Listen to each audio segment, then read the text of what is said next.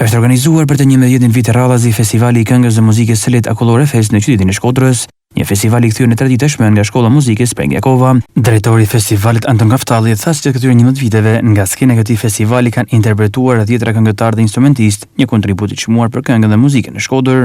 Festivali ka mbërrit në edicionin e 1 majit. Është ky festival që ka sjell popullit të Shkodrës, sepse është transmetuar nga mediat e Shkodrës, rreth 150 këngë të reja. Një majti ka 14 këngë të reja, krijime të reja të kompozitorëve shkodran, mërmë dhe jashtë Shqipërisë.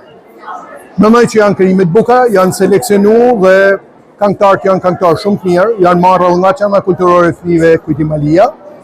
Ka 2-3 këngëtarë që janë nga çama, tjerë janë nga shkolla jonë dhe nga shkolla tjera të qytetit. Shpresoj që ka me ka një edicion shumë i mirë. Mesatarisht asjell rreth 60-70 fëmijë.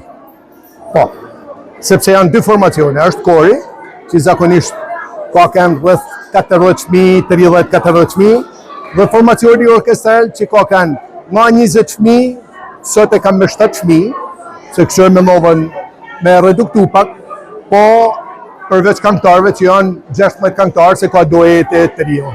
Në fakt, Akullore Fest edicioni 11 tashmë është një traditë, po nuk është aktiviteti i parë që shkolla bën gjatë gjithë vitit.